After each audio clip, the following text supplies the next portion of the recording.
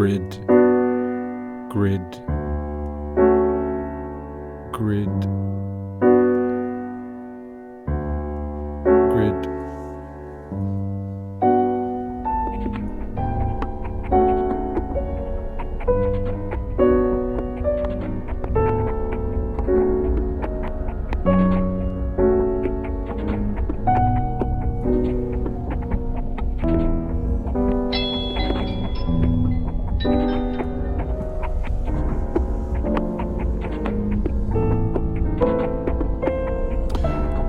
Have you ever noticed that very often when we are comparing countries, we use phrases like developing and developed?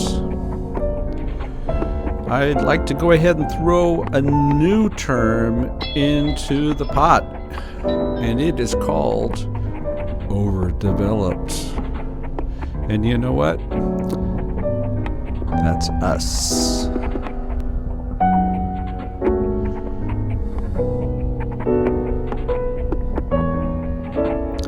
When we look at the concepts of sustainability and development, and especially if we all agree to the definition that sustainability is a steady state, then it should be the goal of a developing country to reach that equilibrium. In other words, that sustainability where things just work. And of course, this is not a recipe that works always the same for all countries, in spite of some of our premonitions.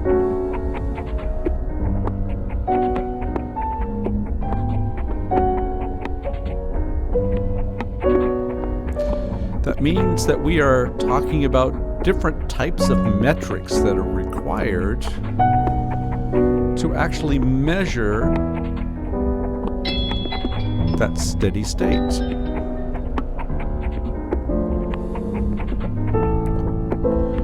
But one thing's for sure, once you've reached it, then anything you do on top is going to skew the steady state.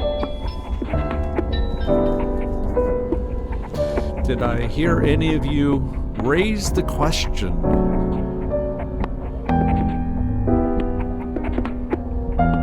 So how does this work with growth? Welcome to Radio Tipping Point. And our show today is called Get Off of the Grid.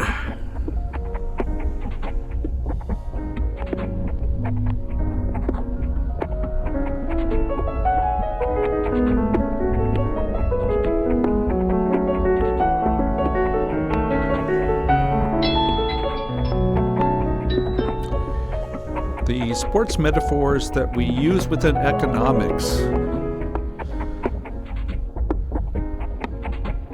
are very indicative of what's actually going on. Think about some of the comparisons that have taken place over, especially the last 2 years. Comment I hear quite often is, this country has done admirably during the pandemic. And of course, that means we're comparing, and we will have our laggards.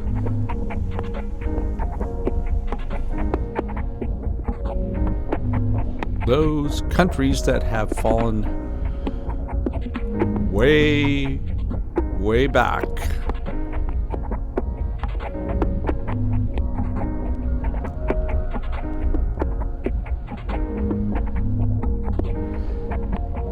So what are they actually behind on? Then what does this have to do with the steady state? Do any of these metrics have anything to do with quality? Or even better, do these metrics help us in any way, shape, or form in solving the problems that we all know need to be addressed?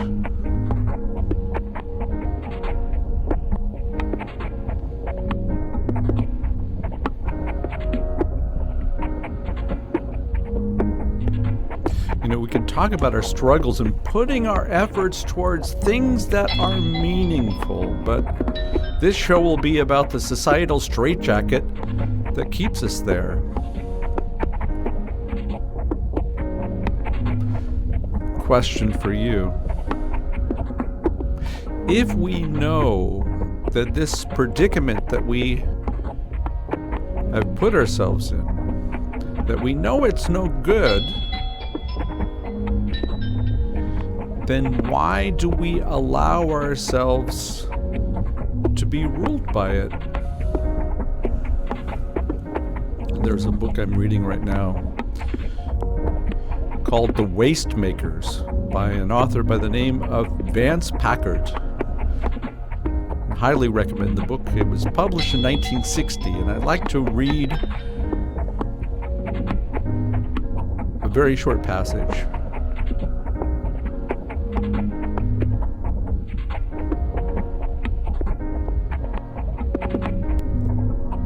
As novelist John Keats pointed out, Washington's planners exult whenever a contractor vomits up 5,000 new houses on a rural tract that might better have remained in a hay. In mid-1960, repeat, 1960, 62 years ago, reports from Washington revealed that there was a strong feeling within the administration that more liberal allowances should be made for the obsolescence of business equipment in order to foster economic growth by permitting faster tax write-offs on existing equipment.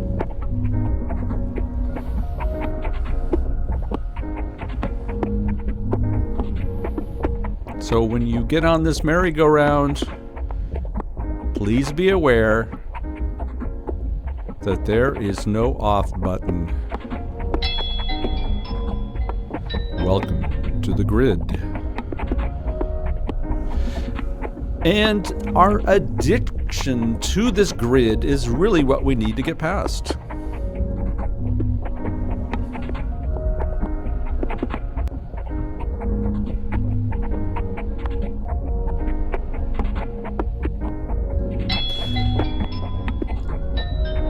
Part of this dependency that we have towards the grid is based upon a false sense of safety, as if the grid is our insurance policy. Whatever happens, the grid will save us.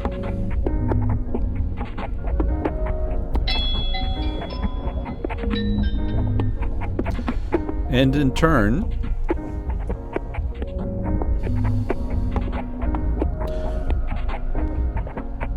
just like Dr. Faustus in the Pact with the Devil with Mephistopheles, the grid has become part of our daily routine. And like any daily routine, it's there, but we don't think about it. It runs in the background.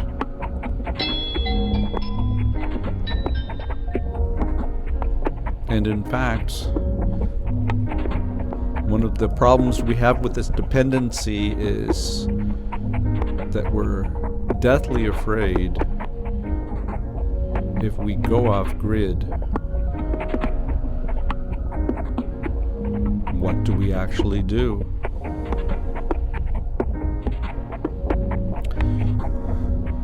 For a number of us, we cannot imagine what that world would look like without the grid.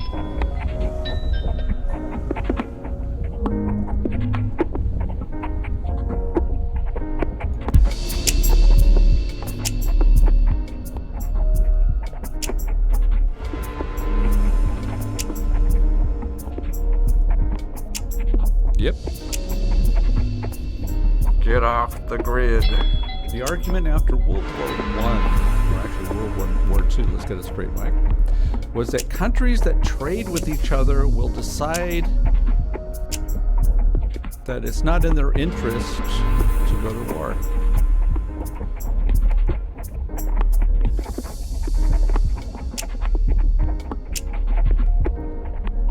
And that has been partially the justification for our subservience to the great grid in the sky. And of course, we have learned lately that this is not true.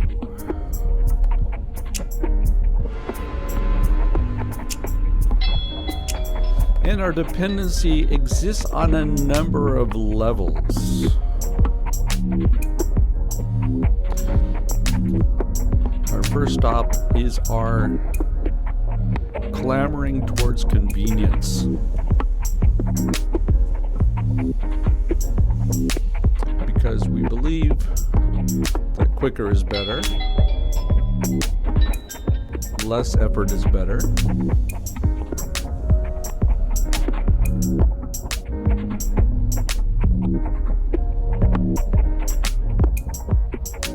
lest we take into consideration that very often this convenience, quote unquote, is out of necessity because of our planning, because of our expectations, because of the expectations that others have of us, because of our obligations, because of our self-image, because of our identity.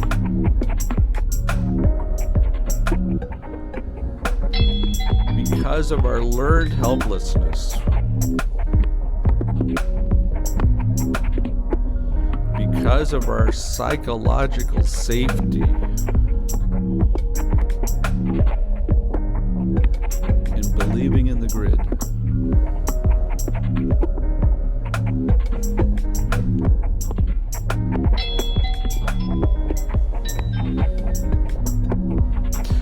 We have put convenience above everything else.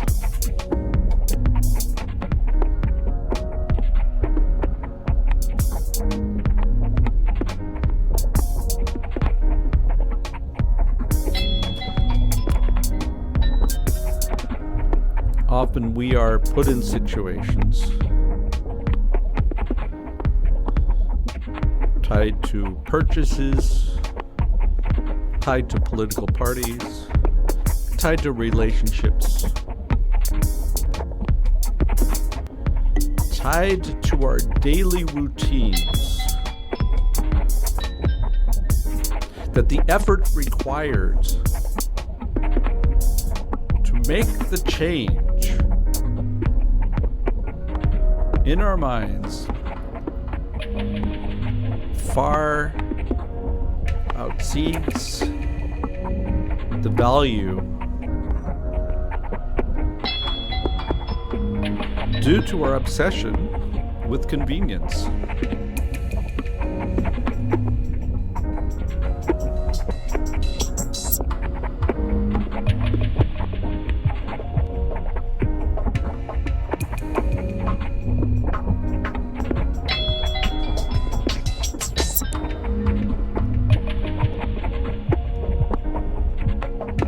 And it has spurred on the concept of behavioral economics. The two most notable sources would be coming either from Daniel Kahneman, who authored a book titled Thinking Fast and Slow, or perhaps from Richard Thaler,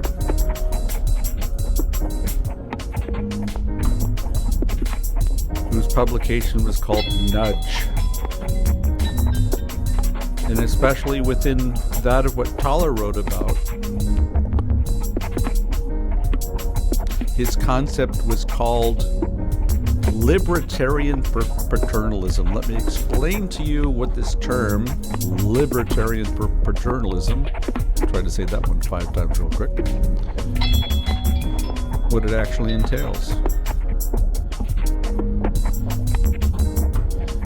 When you think about it, it's a bit schizophrenic, because on the one side, we say that everyone has a free choice. Because once you try to impose some sort of behavior,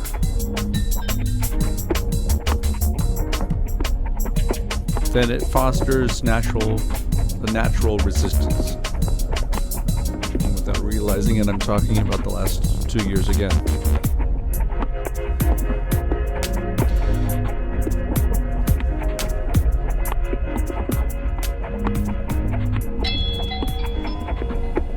Thaler argues that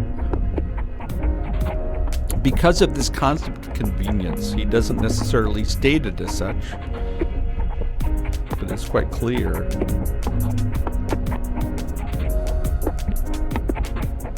that we choose the default option because it's easier. It does not require us to think.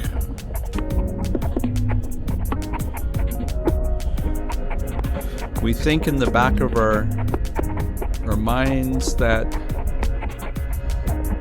those individuals who have defined this construct, that they have our best interests at mind.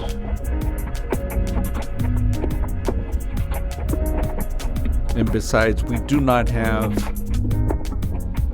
5 minutes to actually contemplate whether it's in our interest one way or the other.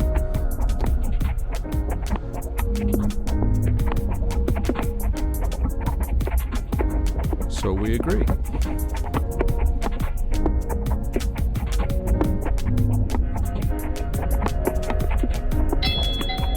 So the libertarian element refers to our so-called free choice.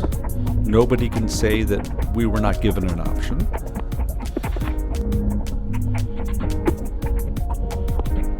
And paternalism in this particular case refers to manipulation. Knowing full well how most people will react, then we can get them to do what we want anyways, but they can never make the claim that they did not have a choice.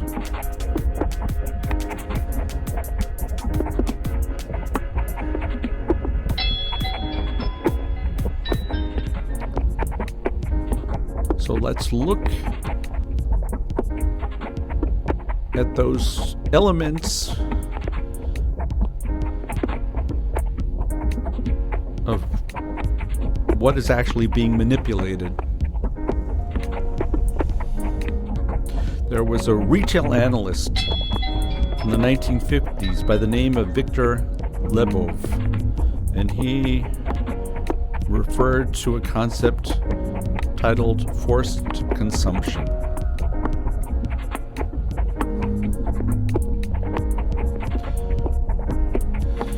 And the rationale of putting together this concept of forced consumption is that we need to get people to consume, because otherwise we cannot properly control this pattern of boom and bust. So if we can get people to consume, kind of like walking into a room and turning on the light,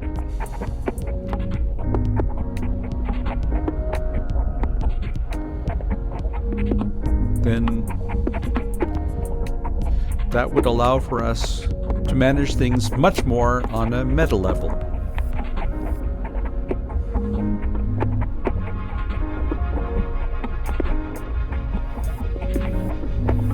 Here's a quote from Lebov from 1955. Our enormously productive economy demands that we make consumption our way of life. that we convert the buying and use of goods into rituals, that we seek our spiritual satisfaction, our ego satisfaction in consumption. We need things consumed, burned up, replaced, and discarded at an ever-accelerating rate.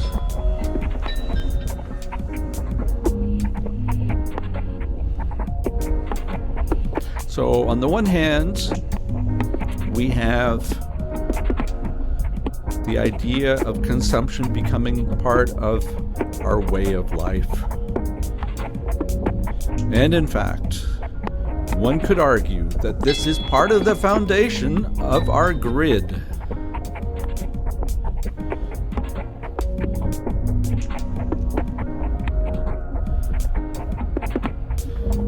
But this alone would never be enough.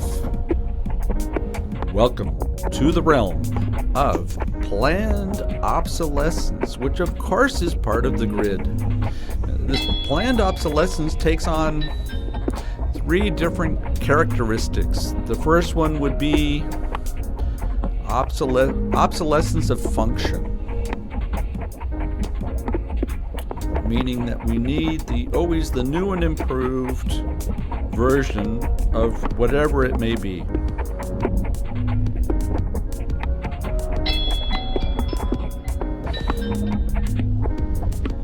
Because we have had the concept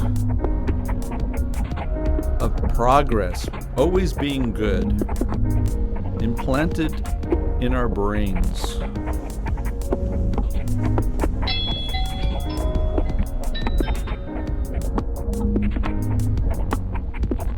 Regardless of whether we're really talking about progress or not. Which leads us to what is called the progress trap. We think that new is better, that what has been put together today has to be better than what was done yesterday. So we mindlessly continue on our path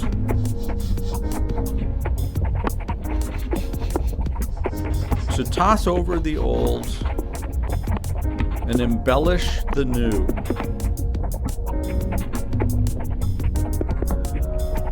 Without properly raising the question whether this is something that we want, something that's truly better,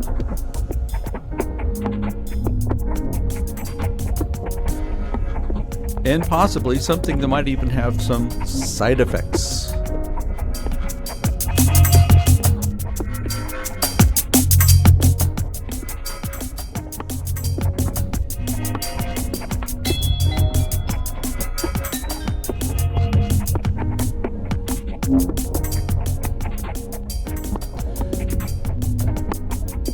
But this has a new function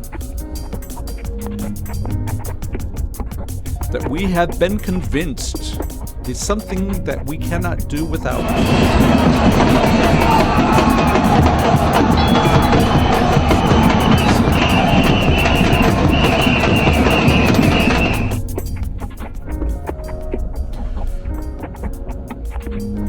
And there's another element tied to this concept of planned obsolescence, and that would be the obsolescence of quality. And this one we know quite well.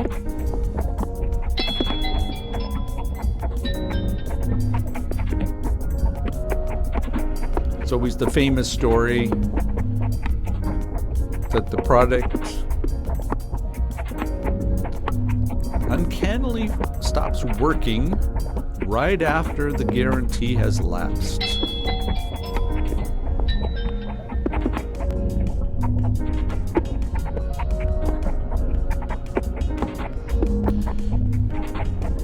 And lastly, the overlying tenet, obsolescence of desire. Because we get bored of the old,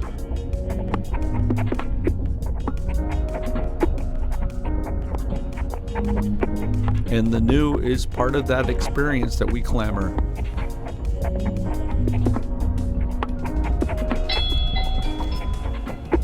Super size me.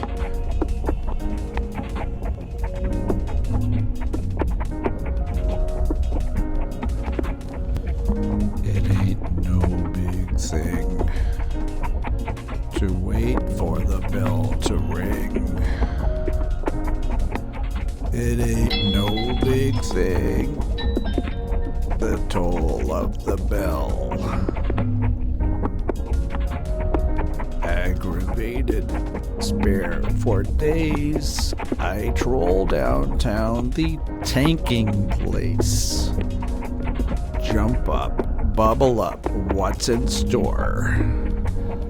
Oil is the drug, and I need to score. Yes, the bell to ring, it doesn't have to be a bell.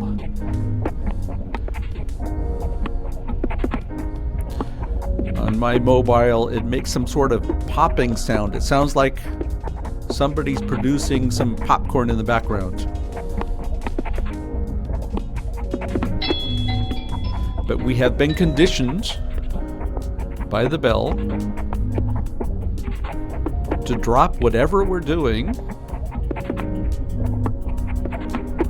and concentrate on the new. News at 11, news at 11, news at 11. Breaking news, breaking news. This news just came into the station. Did you hear? Do you know? And you found it out here first. What an addictive status symbol. Breaking news. Are there insects in heaven? Are there forests in hell? In heaven, is there a past or a future? In hell, is there only a past with no future? First, a word from our sponsors. There is always room for more. Today is your lucky day, only today, so act now. Our operators are waiting. And now, back to our program.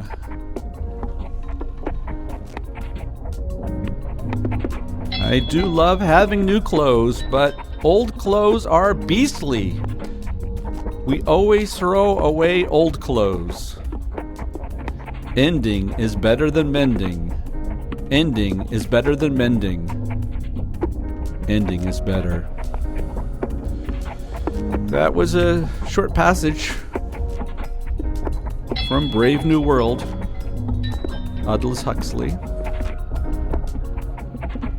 And to show that these concepts that we're talking about here are nothing new, Huxley wrote Brave New World in 1931. Meaning we're getting awfully close to the 100-year anniversary of ending is better than mending.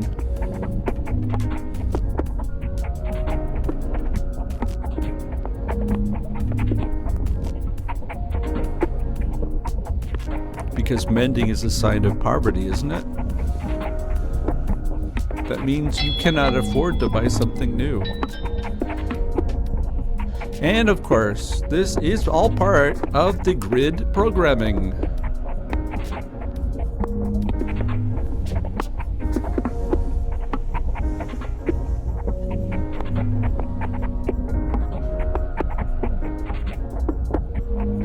You are listening to Radio Tipping Point, and our program today is Get Off of the Grid.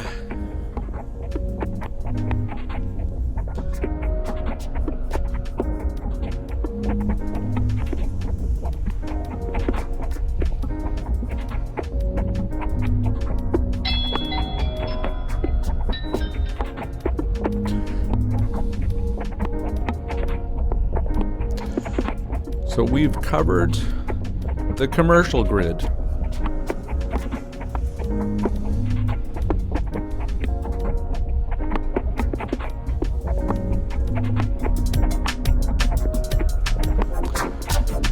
know the media grid all too well.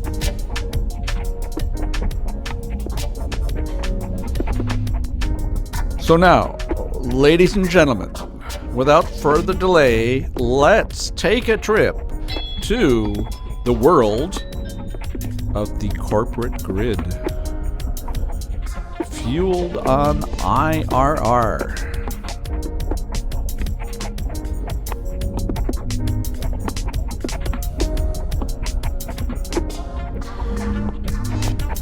Before buckling ourselves up to take the trip onto the corporate grid, let me explain to you the concept of IRR. IRR stands for internal rate of return, and it is a metric that is used within corporations, usually when making a decision, trying to establish a business case for, say, some sort of investment, either in a new product or a service, or maybe research.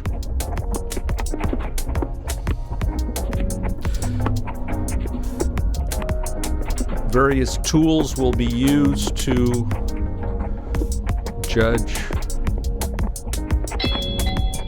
what is the best path to take. And so IRR, internal rate of return, basically states that you are better off doing nothing, concentrating on additional monies that could be made that's just lying around within your corporation.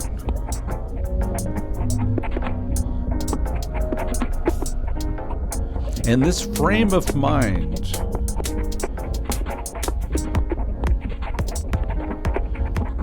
has become part of perhaps maybe the most dangerous part of the grid. It wasn't always that way.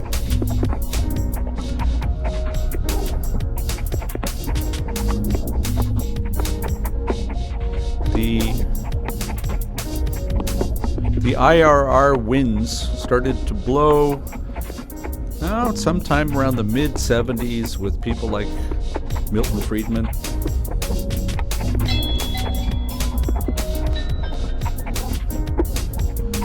But they really hit stride with our dynamic duo, Reagan and Thatcher. Starting around 79, 1980. And the general thought was, well, when we make investments, it takes a long time for us to get our money back. So maybe there might be an easier way. Furthermore, there's a lot of risk tied to investment. Maybe we might not get anything back. So if given the choice, I would prefer a sure thing.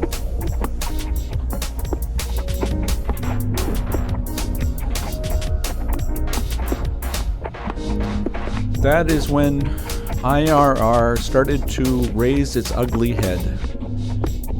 And let me give you some examples of how it was deployed.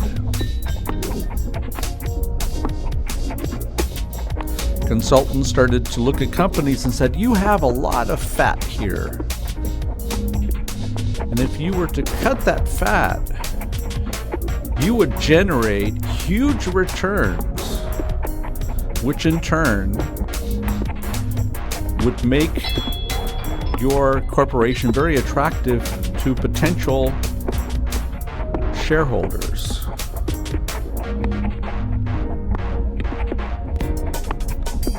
So one of the byproducts of this change of approach was the concept of shareholder value. And in fact, It was all about how we can make sure, one, that we deliver on the promise. We say that we are going to gain 10-15% year on year. So how can we make sure that we hold to that? And of course, what we can gain today is something that we have in comparison to the future, where maybe we might have it, or maybe we won't.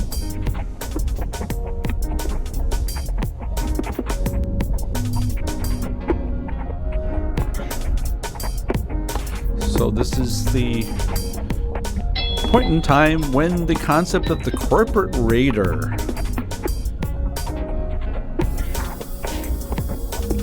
was in vogue, or when it started to be in vogue. It's currently still obviously very much in vogue when we think about mergers and acquisitions. So the idea is never really to create value, but rather to separate those components of the corporation so that we can sell them off, we could use them for cash, that we can pass on to the shareholders, and we can borrow against these new properties. It doesn't matter that we won't get anything back for it, because this is cash that we can accrue right now.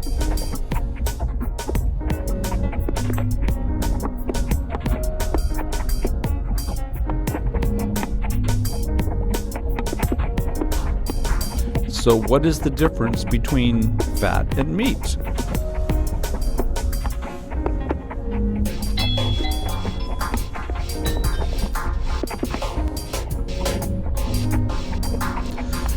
For those of us who are interested in quick returns, possibly it's not even a question that we find necessary to actually analyze. The most important things are the returns. The returns right now.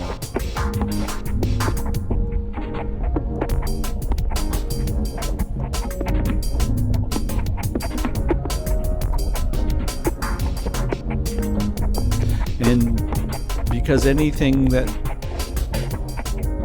is seen as being easily turned around and generating cash,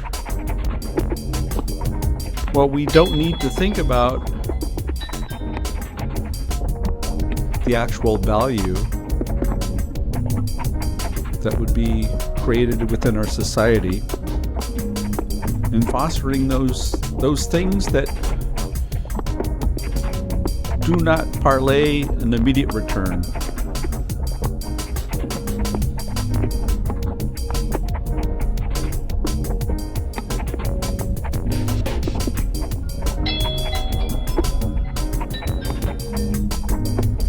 And while we continued with Mr. IRR's wild ride,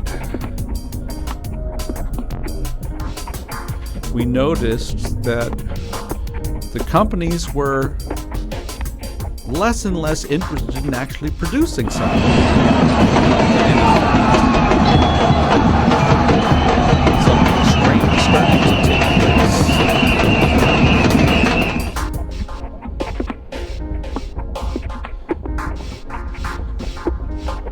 That the companies were really only interested in getting quick cash.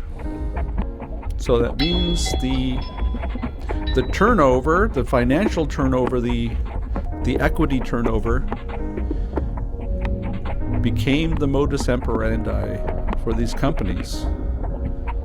So before they would actually produce something,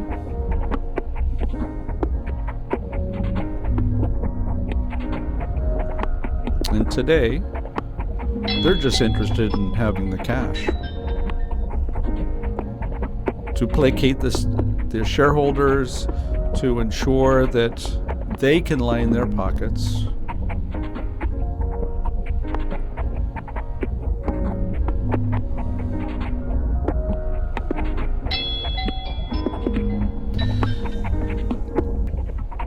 And this ride continued into the realm of outsourcing.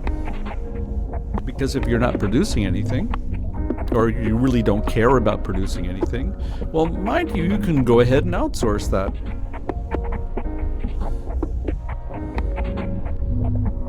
That means you can sell your organization to somebody else.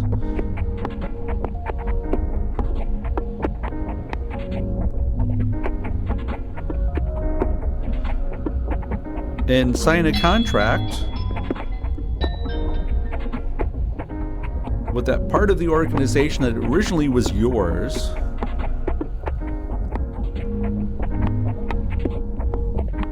but you've spun it off. Meaning that if you do not care about dealing with that part of your organization anymore, if you can find it cheaper, then you are free to move on.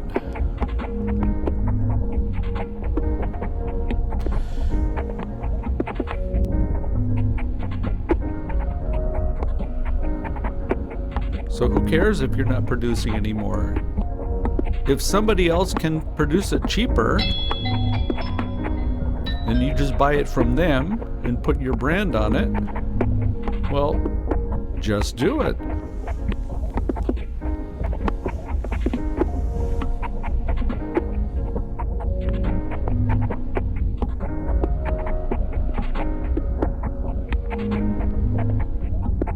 Have you ever thought of how supermarkets make their money? Do you think they make the money on what they sell? No. They make money on the float, the cash float, in holding their suppliers hostage. The actual margin in a supermarket is probably about 1%. 1.5%, and it's all on volume, meaning that the more cash you are able to accumulate, then the better off you are.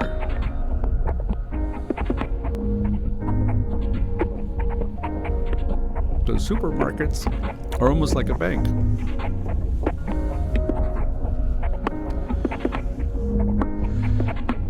And this is how the game works. Certainly not just with the supermarkets. I would say this one is universal. So you are a supplier, and you have produced the goods that are being sold, and you're waiting for your money.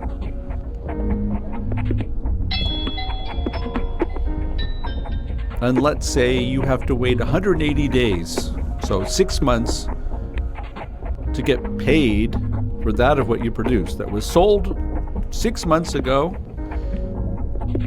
and that other organization has been working with the money the whole time.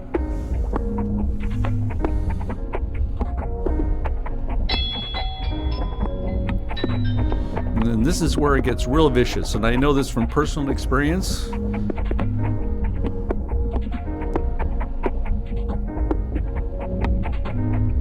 So you've signed an agreement that you will not get your money for 180 days. So we're getting close to the 180 days.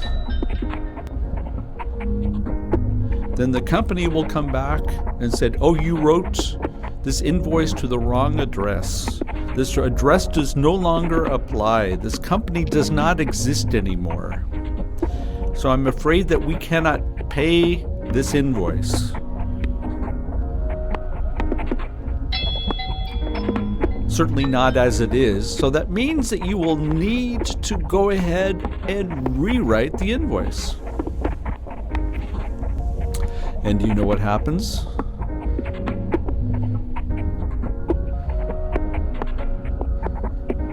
The 180-day clock started to tick once again. So we are no longer at 180 days. We are at 360 days, which means that the company has had a whole year to work with your cash. So who cares about producing something if you could just live off somebody else's money?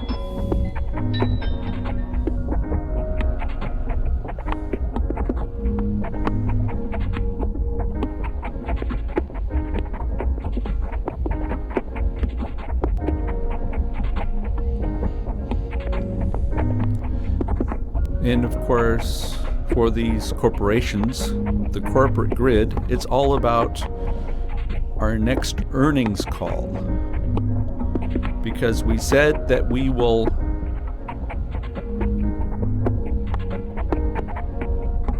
have so much growth, financial growth.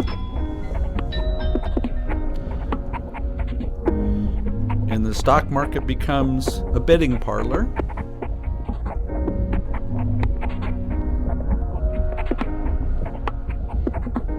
And we're all betting whether the company that we're talking about, are they going to meet those estimations that they gave us?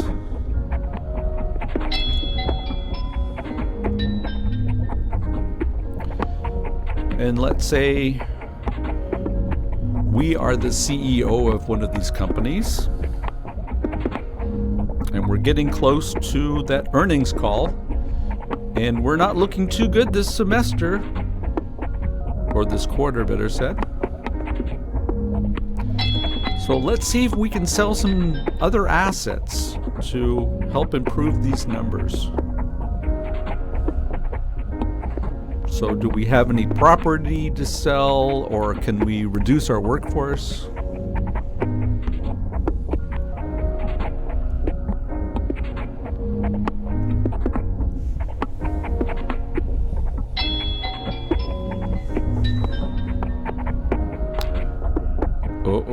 Catch the buzz. Oil is the drug that I'm thinking of. Oh, can't you see? Oil is the drug, got a hook on me. Oh, catch the buzz. Oil is the drug that I'm thinking of. Oh, can't you see? Oil is the drug for me.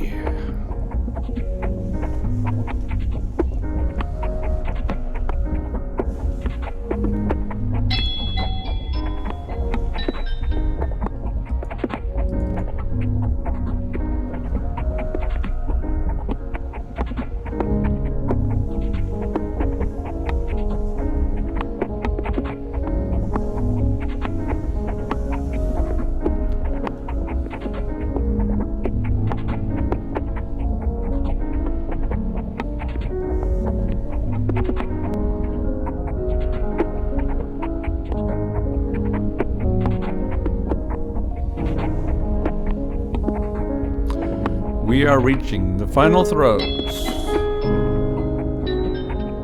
here at Radio Tipping Point in our show that is called Get Off of the Grid.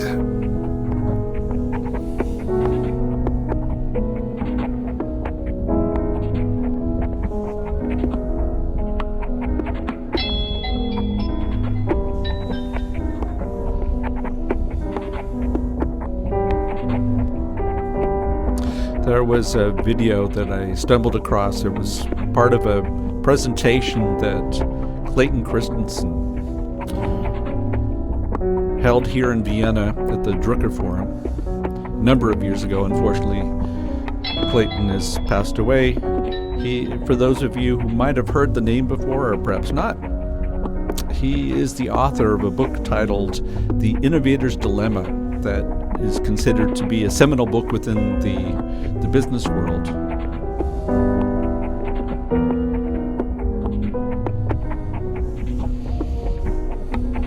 And within this video that I watched, he talks about the concept of internal rate of return. In fact, it was very much a motivation for me in talking about the corporate grid today. It was a bit of a mashup, but I was very impressed with some of his quotes. And he described the historical precedents in this path that we've been taking for over the last 45 years, I would say. And at the end of this video, he makes a comment that I think is quite indicative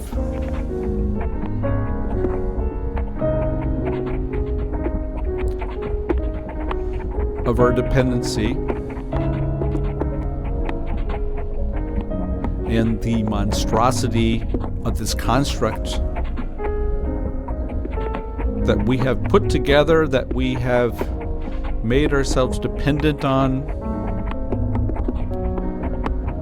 and one that we clearly need to break for us to reach that steady state, which again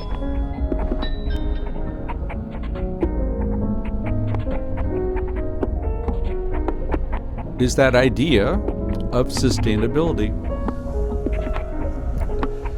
So Clayton says, I do not think that God came from heaven to attend a meeting on some mountain to say, managers, I want to manage success by internal rate of return.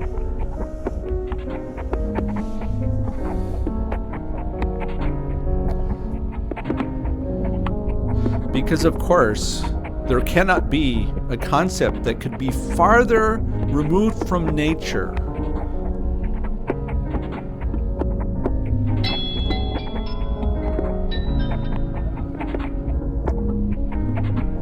one that is based on what I would call pseudo-growth, because this is not a real growth, it brings no value. But rather, we are talking about a sleight of hand that eventually will catch up with us.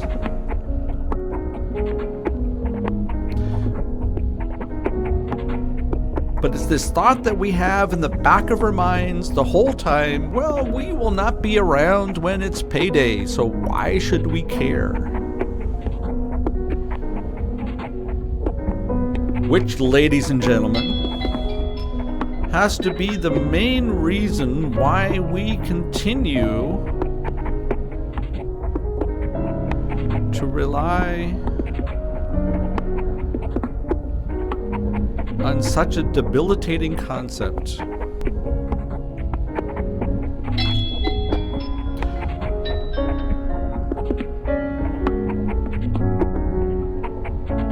But here I have one for you in our last minutes here. If we really want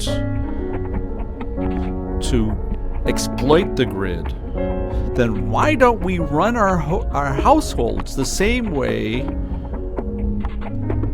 as we manage our buying patterns, as we have created this dependency, this reliance on pseudo-news and deflection that we call entertainment, and the way that we run our businesses. Let's run our households like we run our corporations.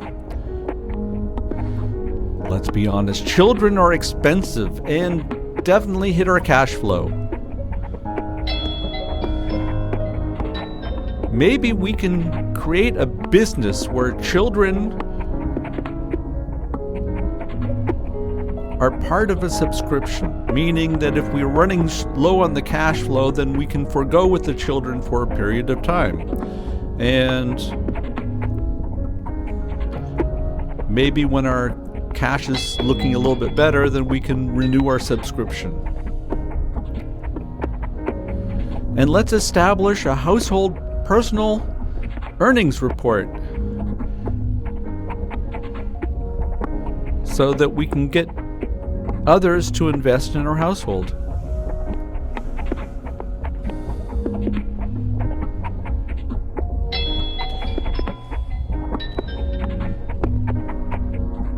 And within those subscription models for our children, we'll have surrogate families that will be responsible for taking care of the children, and we will hire their services.